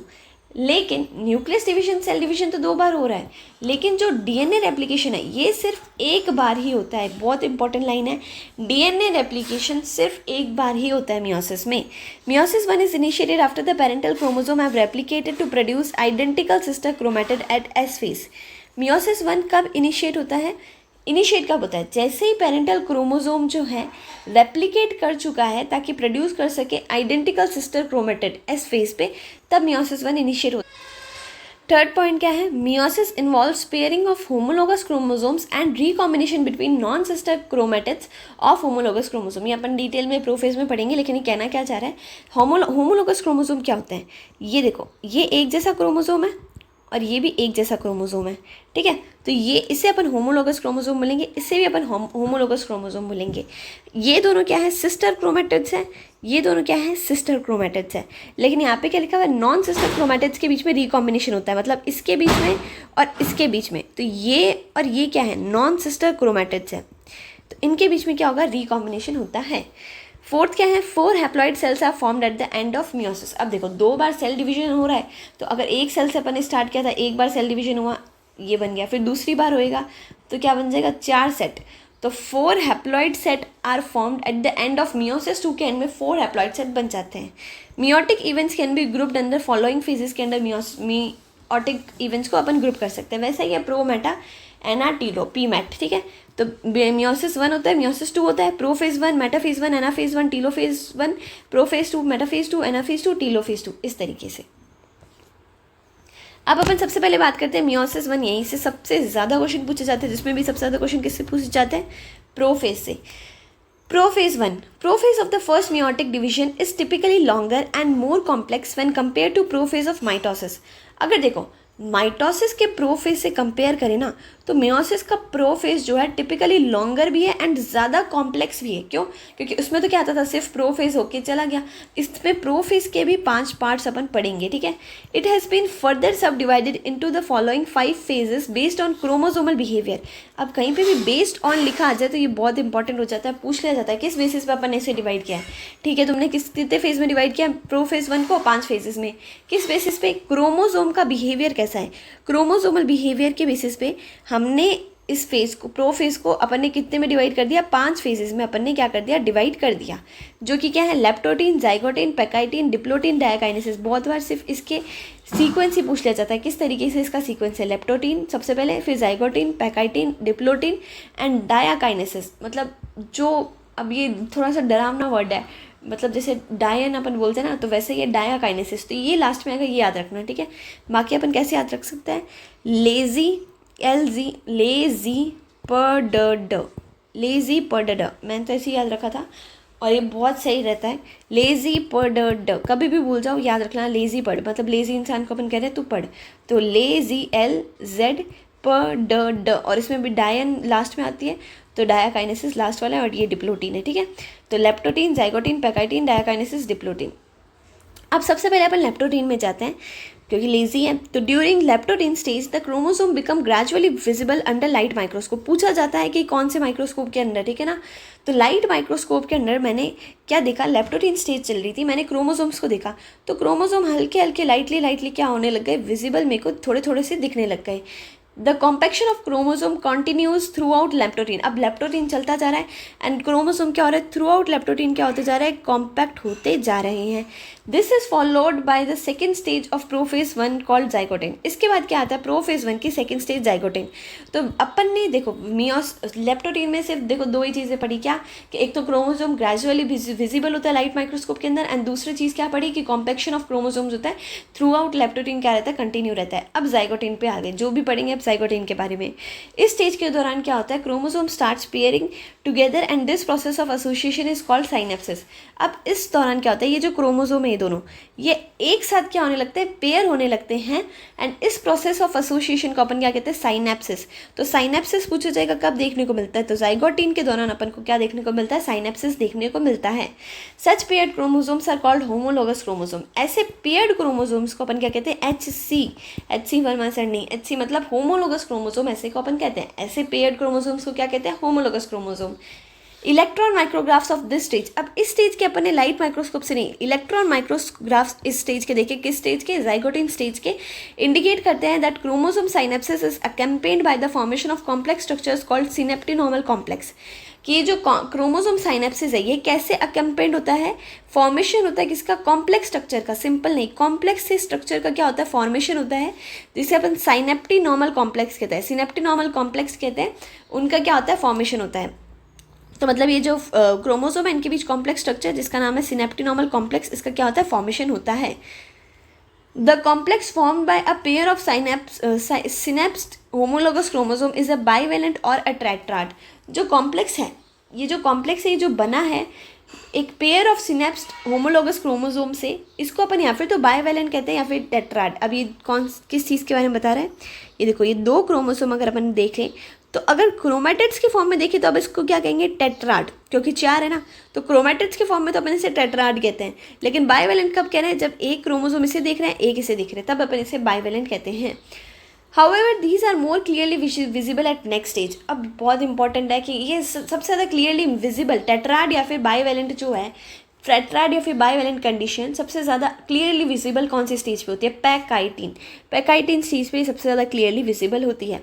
The first 2 stages of prophase 1 are relatively short-lived compared to the next stage that is पैकाइटिन। अब जो पहली 2 स्टेज है लेजी, अब लेजी इंसान तो छोटा ही जिएगा, कितना जिएगा, तो LZ लेजी जो होता है, लेप्टोरीन एंड जाइगोटिन, ये शॉर्ट लिव्ड होती है, कंपेयर अगर करें किससे, पैकाइटिन से अगर अपन कंपेयर करें तो अपन ने लेप्टोरीन के बारे में पढ़ लिया कि क्रोमोसोम ग्रेजुअली विजिबल होते हैं और थ्रू आउट क्या रहता है, कॉम्पैक्शन चलता रहता है। जाइगोटिन में अपन ने क्या पढ़ा कि है ना, क्या देखने को मिलता है अपन को, बाइवेलेंट टेट्राड देखने को मिलता है, इतना क्लियरली विजिबल नहीं होता, पैकाइटिन में ज़्यादा क्लियरली विजिबल होता है। साथ ही साथ में साइनेप्सिस किस दौरान होता है, इसी दौरान होता है, साइनेप्टिनोमल कॉम्प्लेक्स भी जाइगोटिन के दौरान ही बनता है। पैकाइटिन सबसे लंबी स्टेज है, ठीक है। ड्यूरिंग दिस स्टेज, मतलब पैकाइटिन स्टेज के दौरान, the 4 chromatids of each bivalent chromosome become distinct and clearly appear as tetrad. अब क्या होता है इस स्टेज के दौरान, क्या होता है, जो चारों क्रोमैटिड्स होते हैं ये डिस्टिंक्ट बन जाते हैं, एकदम अच्छे से दिखने लग जाते हैं, एंड किस तरीके से अपीयर होते हैं, टेट्राड्स की फॉर्म में अपन को दिखते हैं, ठीक है। This stage is characterized by the appearance of recombination nodules, the site at which crossing over occurs between non-sister chromatids। अब यही वो स्टेज है जहाँ पे क्या होता है, recombination nodule का appearance होता है। मतलब ये जो 2 क्रोमोसोम हैं इनके बीच में क्या होएगा, अपन को recombination nodule देखने को मिलता है। यहाँ पे इस तरीके से recombination nodule क्या करने को मिलता है, देखने को मिलता है, दोनों एक दूसरे की तरफ क्या होते हैं, चिपकने लगते हैं। होमोलोगस क्रोमोसोम्स का रिकॉम्बिनेशन नोड्यूल, ये होमोलोगस क्रोमोसोम, ये भी होमोलोगस क्रोमोसोम, इनके बीच में क्या बनता है, recombination nodule. Crossing over is the exchange of genetic material between 2 homologous chromosome. अब ये क्रॉसिंग ओवर ही तो कर रहे हैं, पर ये क्रॉस ओवर कर क्यों रहे हैं, क्योंकि ये क्या कर रहे हैं, अपने जेनेटिक मटेरियल का क्या कर रहे हैं, एक्सचेंज कर रहे हैं। तो क्रॉसिंग ओवर क्या है, exchange of GM, good morning नहीं, एक्सचेंज ऑफ जेनेटिक मटेरियल का एक्सचेंज कर रहे हैं होमोलोगस क्रोमोसोम्स के बीच में, इसलिए क्रॉसिंग ओवर नेसेसरी है ताकि जेनेटिक मटेरियल का एक्सचेंज हो सके एंड कुछ ना कुछ चेंजेस आ सके। बिना चेंजेस, बिना वेरिएशन के इवोल्यूशन पॉसिबल नहीं होता है। इसलिए crossing over is also an enzyme mediated process and the enzyme involve is called recombinase. बहुत बार पूछा गया है, क्या क्रॉसिंग ओवर एक एंजाइम मीडिएटेड प्रोसेस है? यस, क्रॉसिंग ओवर अगर करना है तो एक एंजाइम की ज़रूरत होती है, एंड चूंकि अपन रिकॉम्बिनेशन करवा रहे हैं तो एंजाइम का नाम भी अपन ने क्या रख दिया, रिकॉम्बिनेज। रिकॉम्बिनेज उस एंजाइम का नाम है, एंड क्रॉसिंग ओवर के दौरान एंजाइम मीडिएटेड प्रोसेस है तो एंजाइम की जरूरत होती है जिसका नाम है recombinase. Crossing over leads to recombination of genetic material on the 2 chromosome. अब क्रॉसिंग ओवर से क्या होता है, जेनेटिक मटेरियल का रिकॉम्बिनेशन होता है। किसका रिकॉम्बिनेशन होता है, जेनेटिक मटेरियल का रिकॉम्बिनेशन होता है दोनों ही क्रोमोसोम्स पे। Recombination between homologous chromosome is completed by the end of pachytene. अब जो रिकॉम्बिनेशन है किसके बीच में, होमोलोगस क्रोमोसोम्स के बीच में, वो पैकाइटिन के एंड तक, मान लेते हैं पैकाइटिन का एंड हो गया, तो पैकाइटिन के एंड तक इसके बीच में जितना रिकॉम्बिनेशन होना था, जितना क्रॉस ओवर होने थे, एक दूसरे से लिपटने थे, वो हो चुका होता है, ठीक है। Living the chromosome linked eight the site of crossing over. अब क्या हो गया कि जहाँ पे ये साइट था, क्रॉसिंग ओवर जिस जगह हुआ था वो वहीं पे एक बार के लिए क्या रह जाते हैं, छूट जाते हैं, ठीक है। तो इस तरीके से कुछ अपन को देखने को मिलता है।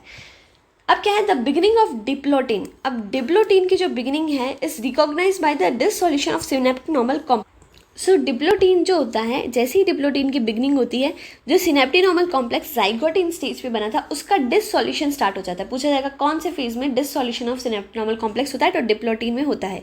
And the tendency of recombine homologous chromosome of bivalent to separate from each other except at the site of cross over. अब क्या होता है, जो रिकम्बाइंड होमोलोगस क्रोमोसोम थे ये एक दूसरे से सेपरेट होने की टेंडेंसी दिखाता है कि भाई तू इधर जा, तू इधर जा। तो इस तरीके से ये दोनों एक दूसरे से क्या होने लगते हैं, दूर होने लगते हैं। बट जो साइड जहाँ पे क्रॉस ओवर एक्चुअली हुआ था उस साइड को छोड़ के ये अलग अलग हो जाते हैं, लेकिन उस साइड पे अभी भी क्या रहता है, कहीं ना कहीं ये मिले हुए रहते हैं। तो these X shaped structures are called chiasmata. ठीक है, अब यहाँ पे क्या बन रहा है, देखो एक्स शेप का कुछ स्ट्रक्चर बन रहा है। इस एक्स शेप को स्ट्रक्चर को जो डिप्लोटीन के एंड में अपन को देखने को मिलता है, इससे अपन क्या कहते हैं, काइजमेटा कहते हैं। अब ये बहुत इंपॉर्टेंट लाइन है, पूछी जाती है कि in oocyte of some vertebrate diplotene can last for months और ईयर्स। कि कुछ वर्टिब्रेट्स जो होते हैं इनकी oocyte में, कुछ वर्टिब्रेट्स होते हैं इनकी oocyte पे क्या होता है, डिप्लोटीन डायाकाइनेसिस नहीं, फोर्थ स्टेज जो अपन बढ़ रहे हैं डिप्लोटीन, ये मंथ्स तक, महीनों तक या सालों तक भी रह जाती है। कुछ वर्टिब्रेट्स के उस साइट में डिप्लोटीन जो होती है कितना लास्ट कर जाती है, मंथ्स या फिर ईयर्स तक भी लास्ट कर जाती है। The final stage of meiotic prophase 1 is diakinesis. जो सबसे आखिर की स्टेज है वो डायाकाइनेसिस है प्रोफेज 1 के मियोसिस की। This is marked by terminalization of chiasmata. इसमें क्या होता है, काइजमेटा जो बना था इसका टर्मिनलाइजेशन हो जाता है, पूरी तरीके से काइजमेटा खत्म हो जाता है। During this phase the chromosome are fully condensed and at the meiotic spindle is assembled to prepare the homologous chromosome for separation. अब देखो एक चीज़ और कि ये मान लेते हैं ये एक होमोलोगस क्रोमोसोम था और ये क्या था, ये एक और होमोलोगस क्रोमोसोम था। ठीक है, यहाँ पे क्रॉसिंग ओवर हो चुकी थी। तो क्रॉसिंग ओवर के बाद इस तरीके से कुछ जेनेटिक मटेरियल आधा यहाँ का इसमें जाता है और इसका जो जेनेटिक मटेरियल आधा वो इसमें होता है। यहाँ पे जब डायाकाइनेसिस का एंड हो जाता है तो इस तरीके से कुछ अपन को स्ट्रक्चर देखने को मिलता है, क्योंकि अब ये क्रॉस ओवर हो गया एंड टर्मिनलाइजेशन भी हो गया अच्छे से। ओके, नेक्स्ट लाइन क्या थी, ड्यूरिंग इस फेज के दौरान क्या होता है, क्रोमोसोम फुल्ली कंडेंस हो चुके हैं एकदम अच्छे से, क्योंकि ये है तो प्रोफेज का एंड ना, ये टीलोफेज का एंड तक तो अपन पहुंचे नहीं अभी तक। तो माइटोसिस में भी अपन ने यही पढ़ा था कि प्रोफेज के एंड तक फुल्ली कंडेंसेशन आ जाता है क्रोमोसोम का। तो इस फेज के दौरान डायाकाइनेसिस के दौरान क्रोमोसोम जो होता है फुल्ली कंडेंस हो जाते हैं एंड मियोटिक स्पिंडल जो होता है असेंबल हो जाता है ताकि प्रिपेयर कर सके होमोलोगस क्रोमोसोम को सेपरेशन के लिए, क्योंकि मियोटिक स्पिंडल ही तो इसको इधर खींचेगा, इसको इधर खींचेगा, तो ये क्या करता है, सेपरेशन के लिए प्रिपेयर करता है, इसलिए असेंबल हो जाता है meiotic spindle. By the end of diakinesis, the nucleolus disappear, nuclear envelope also breaks down and diakinesis represent transition to metaphase. अब diakinesis के एंड पे वही चीज़ें होती है, न्यूक्लियोलस डिसअपियर कर जाता है, गायब हो जाता है, न्यूक्लियर एनवेलप भी ब्रेक डाउन टूट जाती है एंड डायाकाइनेसिस किसको ट्रांजिशन दिखाती है, मेटाफेज। अब आगे जो भी है सारा माइटोसिस जैसा सिंपल फटाफट हो जाएगा। ठीक है, सबसे बड़ा प्रोफेज ही था। अब है metaphase 1। The bivalent chromosome align on the equatorial plate. The microtubule from the opposite poles of the spindle fiber attached to the kinetochore of homologous chromosome. यहाँ पे देखने को अपन देख सकते हैं क्या बोल रहा है कि बाइवेलेंट क्रोमोसोम, ये देखो ये बाइवेलेंट क्रोमोसोम थे, ये कौन से प्लेट पे, इक्वेटोरियल प्लेट पे क्या हो गए, अलाइन हो गए। ठीक है, और क्या है, the microtubule from the opposite pole of spindle attach to kinetochore. अब जो माइक्रोट्यूब्यूल थे दूसरे पोल से, ये क्या काइनेटोकोर में, याद रखना काइनेटोकोर पे अटैच होते हैं, सेंट्रोमियर पे नहीं, काइनेटोकोर पे जाके क्या हो गए, अटैच हो गए। तो प्रोफेज कुछ इस तरीके से दिख रहा था अपन को, फिर ये एकदम कंडेंस हो गए मेटाफेज तक और ये इक्वेटोरियल प्लेट पे अटैच हो गए, जहाँ पे स्पिंडल फाइबर्स ने भी अपोजिट पोल से इन्हें क्या कर लिया, पकड़ लिया। अब इसके बाद क्या था, एनाफेज 1 आता है, the homologous chromosome separate while sister chromatid remains associated at the centromere. अब होमोलोगस क्रोमोसोम सेपरेट हो जाते हैं, बहुत एक्सेस ही इंपॉर्टेंट। सिस्टर क्रोमेटिड, अब ये ऐसा था, ये ऐसा था, ठीक है, ये दोनों पास पास में थे, लेकिन अब इसको सेपरेट कर दिया जाता है, इसको इधर खींच लिया जाता है, इसको इधर खींच लिया जाता है। ये एनाफेज 1 है बस। एनाफेज 1 में यहाँ पे ये जो सेपरेशन है ये नहीं होता है, ठीक है ना, इनका सेपरेशन नहीं होता है, याद रखना। सिर्फ ये दोनों होमोलोगस क्रोमोसोम ही अलग अलग होता है, सिस्टर क्रोमेटिड्स अभी भी सेंट्रोमियर पे चिपके हुए हैं। तो इस तरीके से एनाफेज 1 दिखाया हुआ है, सिस्टर क्रोमेटिड्स अभी भी एक साथ ही है, बस होमोलोगस क्रोमोसोम आगे अलग अलग हुए हैं। फिर है telophase 1, the nuclear membrane and nucleolus reappear, cytokinesis follows and this is called dyad of cells. अब न्यूक्लियर एनवेलप न्यूक्लियोलस, अब टीलोफेज वही न्यूक्लियर एनवेलप भी वापस आ जाती है, न्यूक्लियोलस भी वापस आ जाता है, साइटोकाइनेसिस होता है, साइटोकाइनेसिस मतलब अब सेल डिवीजन हो जाएगा, तो टीलोफेज 1 में अपन ने सेल डिवीजन यहाँ पे देख लिया, and this is called dyad of cell. अब इस दौरान अपन इसको क्या कहते हैं, डायड ऑफ सेल्स, क्योंकि एक सेल से अपन ने स्टार्ट किया था, अभी 2 सेल्स बन गई, तो इससे अपन डायड ऑफ सेल्स कह रहे हैं। Although in many cases the chromosome do undergo some dispersion, they do not reach the extremely extended stage of interphase nucleus. Although कुछ केसेस में क्या होता है, क्रोमोसोम्स जो होते हैं ये कुछ डिस्पर्जन के अंडरगो जाते हैं, ठीक है, दे do not reach the extremely extended, मतलब इंटरफेस न्यूक्लियस के एक्सट्रीमली एक्सटेंडेड स्टेज तक, लेकिन ये अभी भी नहीं जाते हैं, ठीक है। The stage between the 2 meiotic division is called interkinesis. अब ये मियोसिस 1 था, ये मियोसिस 2, इसके बीच में भी एक स्टेज आती है, इसे अपन इंटरकाइनेसिस कहते हैं, इंटरफेज नहीं, इंटरकाइनेसिस कह रहे हैं, and is generally short lived, and generally बहुत ही छोटी होती है, शॉर्ट लिव्ड होती है, ठीक है, जल्दी खत्म हो जाती है। There is no replication of DNA during interkinesis, very important. अपन ने कहा था डीएनए रेप्लिकेशन एक ही दौरान होएगा जो मियोसिस 1 से पहले हो चुका है, तो इंटरकाइनेसिस के दौरान एक बार भी डीएनए रेप्लिकेशन नहीं होता है। Interkinesis is followed by prophase 2, a much simpler prophase than prophase 1। अब इंटरकाइनेसिस के बाद प्रोफेज 2 आता है, एंड प्रोफेज 2 बहुत सिंपल है प्रोफेज 1 से। ऐसी लाइन्स पे वो क्या करता है कि स्टेटमेंट वाइज क्वेश्चन दे देता है, तो इसमें प्रोफेज 1 आगे लिख देगा, 2 पीछे लिख देगा, तो इधर पढ़ना अच्छे से होता है, हमें आता है, बट अगर अपन पढ़ेंगे अच्छे से नहीं तो अपन सीधे ही ट्रू नहीं करके आ सकते उससे, ठीक है।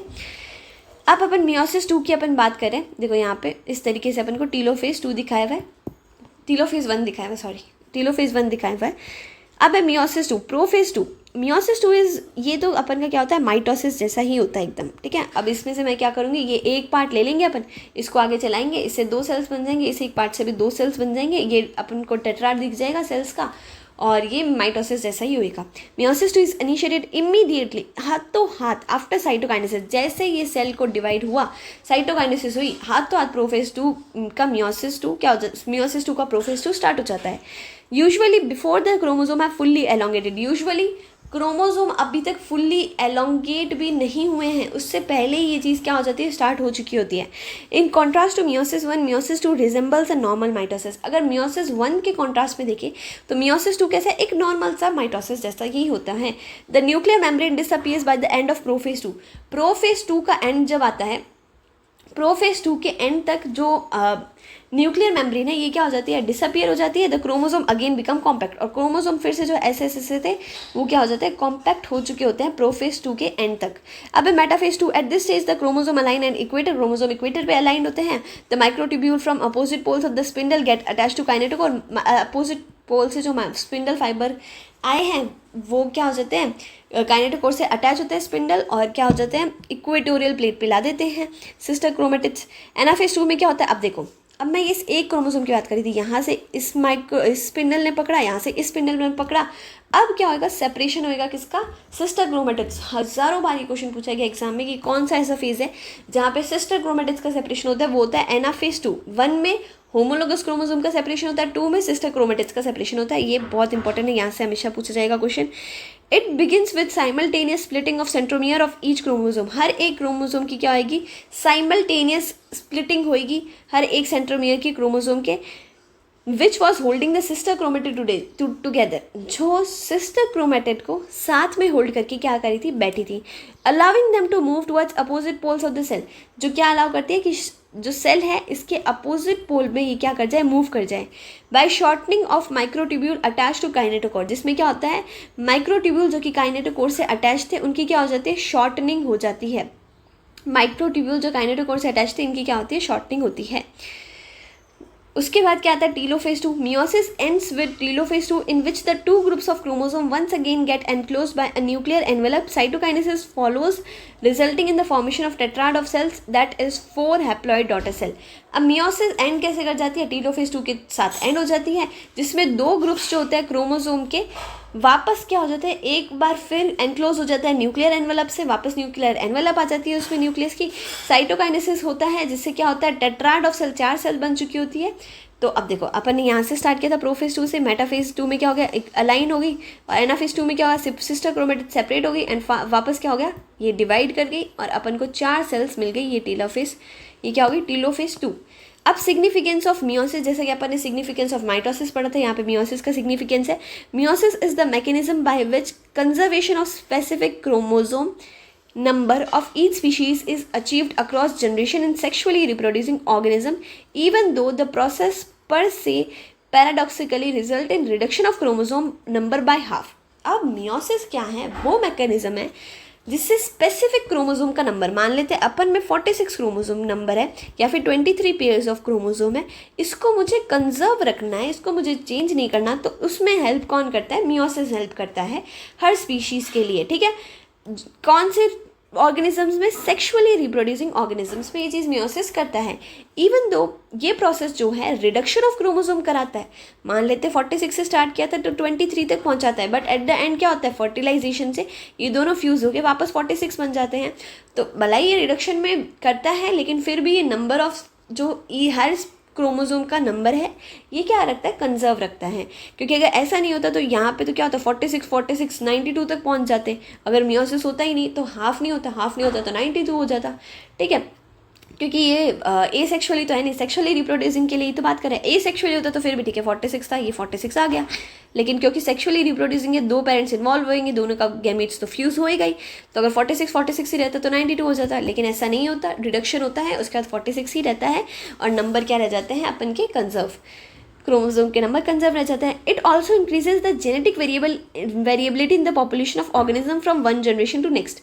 अब इसके जैसे क्या होता है? जेनेटिक वेरिएबिलिटी भी इंक्रीज होती है। क्या होती है? इंक्रीज होती है पॉपुलेशन से पॉपुलेशन। अगर वेरिएशन ना आए, मतलब अगर अपन की जनरेशन से आने वाली जनरेशन इतनी बेटर ना हो तो फिर तो क्या ही अपन कर रहे हैं इस वर्ल्ड में।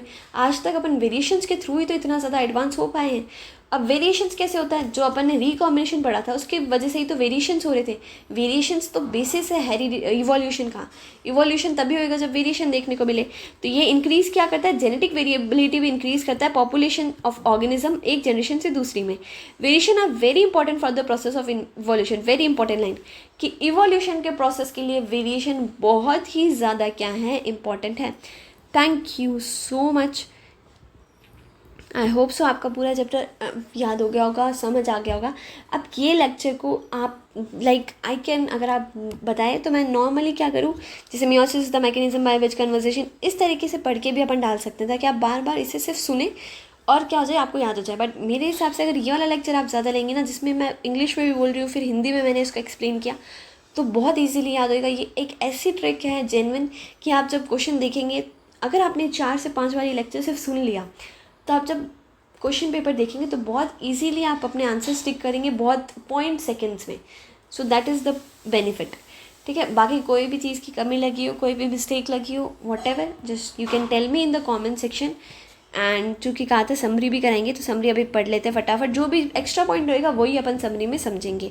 According to cell theory, cells arises from pre existing cell. ये अपन का सेल चैप्टर में आएगा जो रुडोल्फ विर्चो ने बताया था कि सेल प्री एग्जिस्टिंग सेल से अराइज करता है। The process by which this occurs is called cell division. अब ये जिस प्रोसेस के द्वारा होता है ये कौन सा है? सेल डिवीजन ही ये प्रोसेस है, जिससे क्या होता है? सेल्स अराइज होती है प्री एग्जिस्टिंग सेल से। Any sexually reproducing organism starts its life from a single cell zygote से ही हर सेक्सुअली रिप्रोड्यूसिंग ऑर्गेनिज्म अपनी लाइफ स्टार्ट करता है। Cell division does not stop with the formation of mature organism but continues throughout its life cycle। अब ये काफ़ी important line है कि सेल डिवीजन ऐसा नहीं है कि ऑर्गेनिज्म अब तो मैच्योर हो गया, इसके बाद ना इसकी हाइट बढ़नी है ना कुछ और, ऐसा नहीं है कि वो स्टॉप हो जाता है। वो थ्रू आउट लाइफ साइकिल, जब तक जिंदगी है तब तक सेल डिवीजन चलता रहता है। The stages through which a cell passes from one division to the next is called the cell cycle. वो स्टेजेस जिससे सेल पास होता है एक डिवीजन से दूसरे में, उसी की अपन सेल साइकिल कह रहे हैं। Cell cycle is divided into 2 phases में सेल साइकिल डिवाइड होते हैं। एक होता है interphase, a period of preparation for cell division की ये क्या होता है? सेल डिवीजन का प्रिपरेशन पीरियड होता है। एंड सेकंड क्या होता है? माइटोसिस एम फेज, जहाँ पे एक्चुअल पीरियड है सेल डिवीजन का। इंटरफेज फर्दर सब डिवाइडेड होता है G1 S और G2 में। G1 फेज वो पीरियड है जहाँ पे सेल ग्रो करता है and normal metabolism carry out करता है। Most of the organelle duplication जो होता है ये भी G1 फेज के दौरान ही क्या हो जाता है? मोस्ट ऑफ द ऑर्गेनेली का डुप्लीकेशन हो जाता है। एस फेज में क्या होता है? DNA का रेप्लिकेशन होता है एंड क्रोमोसोम का क्या होता है? डुप्लीकेशन होता है। DNA का तो रेप्लिकेशन, क्रोमोसोम का डुप्लीकेशन। G2 फेज जो होता है पीरियड ऑफ साइटोप्लाज्मिक ग्रोथ कब होती है? G2 फेज में माइटोसिस जो होता है ये भी डिवाइडेड होता है 4 स्टेजेस में, जो कि क्या है, प्रोफेज, मेटाफेज, एनाफेज, टीलोफेज, पीमैट। क्रोमोसोम कंडेंसेशन होता है किस दौरान, प्रोफेज के दौरान। साइमल्टेनियसली जो सेंट्रियोल है वो अपोजिट पोल्स की तरफ मूव करते हैं। न्यूक्लियर एनवेलप जो होता है, सेंट्रियोल अपोजिट पोल्स की तरफ मूव करें, न्यूक्लियर एनवेलप और न्यूक्लियस डिसअपीयर कर जाता है प्रोफेज के दौरान, एंड स्पिंडल फाइबर अपीयर करना स्टार्ट करता है। मेटाफेज जो होता है किस तरीके से मार के अलाइनमेंट होता है क्रोमोसोम का इक्वेटोरियल प्लेट पे। ड्यूरिंग एनाफेज के दौरान क्या होता है, सेंट्रोमियर डिवाइड करता है एंड क्रोमेटिड स्टार्ट करते हैं अपोजिट पोल्स की तरफ मूव करना। एक बार अगर क्रोमेटिड्स रीच कर जाए दो अलग अलग पोल्स में, जो क्रोमोसोमल इलॉन्गेशन है ये स्टार्ट होता है, क्रोमोसोम का इलॉन्गेशन स्टार्ट होता है। न्यूक्लियोलस एंड न्यूक्लियर मेम्ब्रेन जो होती है ये क्या होती है, रीअपीयर होती है। इस फेज को अपन टीलोफेज कहते हैं। Nuclear division is then followed by cytoplasmic division and is called cytokinesis. इधर टीलोफेज में ये सब हो रहा था, इसलिए अपन इसको क्या कहते हैं, ड्रामेटिक फेज कहते हैं एम फेज को। अब क्या है, न्यूक्लियर डिवीजन जो होता है उसके बाद क्या आता है, साइटोप्लाज्म का डिवीजन होता है, इसे अपन साइटोकाइनेसिस कह रहे हैं। माइटोसिस 10 जो होता है इक्वेशनल डिवीजन होता है, जिसमें क्या होता है, क्रोमोसोम के नंबर जो होते हैं पेरेंट्स से प्रोजेनी में कंजर्व रहते हैं, ठीक है, पेरेंट्स से प्रोजेनी या फिर पेरेंट्स से डॉटर सेल में कंजर्व रहते हैं। In contrast to mitosis, meiosis occurs in diploid cell. Mitosis के कॉन्ट्रास्ट में मियोसिस तो सिर्फ और सिर्फ डिप्लॉइड सेल्स में होता है, जो डेस्टाइन डाइट किसके लिए, गैमीज फॉर्म होने के लिए, इसलिए सेक्सुअली रिप्रोड्यूसिंग ऑर्गेनिजम्स में होता है। It is called the reduction division, अपन इसको कह रहे हैं क्योंकि इसमें क्या होता है, क्रोमोसोम के नंबर हाफ से रिड्यूस हो जाते हैं जब ये गैमीज बना रहा होता है। सेक्सुअल रिप्रोडक्शन में जब 2 गैमीज फ्यूज होते हैं, क्रोमोसोम नंबर रीस्टोर हो जाता है उस वैल्यू से जो कि पेरेंट्स में है। मियोसिस जो होता है 2 फेजेस में डिवाइडेड रहता है, meiosis 1, meiosis 2। First meiotic division में जो होता है होमोलोगस पेयर, जो होमोलोगस क्रोमोसोम पेयर होते हैं ताकि बाइवेलेंट बना सके, उसके बाद अंडरगो जाते हैं किसके, क्रॉसिंग ओवर के अंडरगो। मियोसिस 1 की क्या होता है, लंबा प्रोफेज होता है मियोसिस 1 में, जो कि फर्दर डिवाइडेड रहता है 5 फेजेस में, जो कि कौन सी है, लेजी पडर, leptotene, zygotene, pachytene, diplotene, diakinesis. During metaphase 1 के दौरान क्या होता है, बाइवेलेंट अरेंज होता है इक्वेटोरियल प्लेट पे, ये फॉलोड रहता है। एनाफेज 1 में जिसमें होमोलोगस क्रोमोसोम अपोजिट पोल्स में मूव करते हैं, बोथ देयर क्रोमेटिड्स सेंट्रोमियर पे अटैच रहते हैं। ये हर पोल क्या रिसीव करता है, half the number of chromosome number parent cell में जितना है उसका हाफ ऑफ रिसीव कर जाता है। हर पोल की बात हो रही है। टीलोफेज 1 में न्यूक्लियर मेम्ब्रेन अपीयर करती है और न्यूक्लियस भी अपीयर करता है। मियोसिस 2 जो है सिमिलर रहता है माइटोसिस से। ड्यूरिंग एनाफेज 2 के दौरान क्या होता है, सिस्टर क्रोमेटिड सेपरेट करते हैं। Thus at the end of meiosis 4 haploid cell, meiosis के एंड तक 4 हैप्लॉइड सेल अपन को देखने को मिल जाती है। Thank you. फाइनली ये चैप्टर अपन का कंप्लीट होता है। इसका नेक्स्ट जो अपन पढ़ेंगे वो होगा सेल चैप्टर, एंड आगे कंप्लीट अपन सिलेबस 28 अक्टूबर तक लगभग जितना भी है 11th 12th सब कुछ कंप्लीट कर लेंगे। Thank you so much.